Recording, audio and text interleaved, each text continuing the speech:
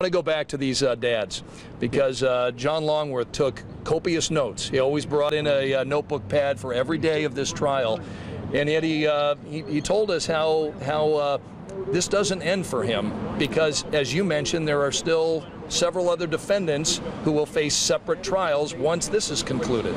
I spoke with him, and we've had a few long conversations. We shared the fact that we're parents, and I asked him why he took such copious notes, why he wanted to be here for this entire ordeal. And he said two things. One, he confided in me that he didn't want to speak publicly, first of all, because he didn't want to risk saying anything that could jeopardize this trial and bring everyone back to square one.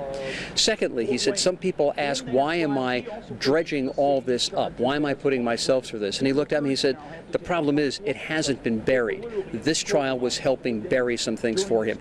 He was not aware of some of the things investigators knew. Yeah, I'm glad that you mentioned this, and not only aware of what investigators knew, but he wasn't aware that as many people, including first responders, neighbors, tried to save his son from that burning home. And it was a horrible death by any standards.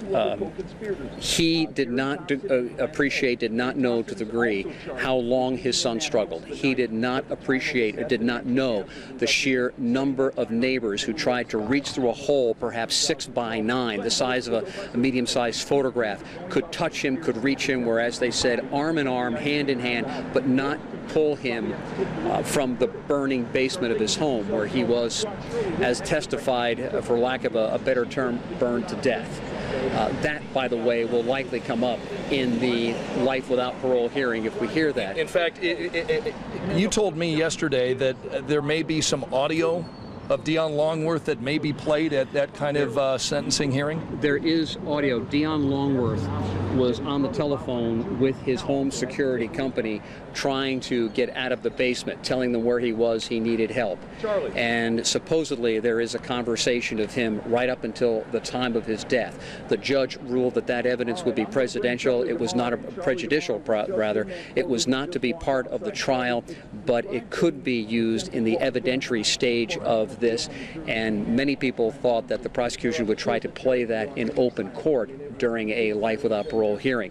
I think another thing about Mark Leonard is taking not Mark Leonard, but John Longworth, taking copious notes, and to put it mildly, he said it was to make sure that he stayed in his seat, that he didn't get up. John Longworth and now Chris Kirshner is coming out of the courthouse. Chris was a part of our coverage inside. Tell us what the experience was like to be in there. What happened? What did you see? Well, it all went very quickly. I mean, 53 counts. The judge read through them fairly quickly. Guilty on all counts. I was watching family members. I was watching reaction from Mark Leonard. Forgive me, I'm a little winded from running out of there. But Mark Leonard really showed no emotion, just kind of looking down at the table the whole time. Each of these guilty verdicts were read. Watching the family, Mr. Longworth, Dion Longworth, yeah, his reaction was he was just kind of looking up, almost just kind of listening for each one, just kind of looking up. I saw a lot of hand holding. The first responders, one of them just kind of his head down, his hands folded, almost as if in prayer. I mean, I think there was a lot of relief there. I think we're going to see a lot more of that emotion. They're just now starting to file out of the courtroom. Yeah. Chris Kirshner, one of our team members who's been here in South Bend helping us cover this complex trial that's been underway now for 7 weeks. Again, if you're just joining us now, Mark Leonard has been convicted on all 53 charges against him in connection with that deadly Richmond Hill explosion that took place back in November of 2012. People are now coming out of the courtroom. We expect to hear from prosecutors, the defense. Also hope to hear from the jury members. There was so much scientific evidence along with this emotional testimony that came from the first responders. It's going to be very interesting to ask the jury what was it that tipped the scales for them and allowed them to go ahead and find Mark Leonard guilty on all 53 counts.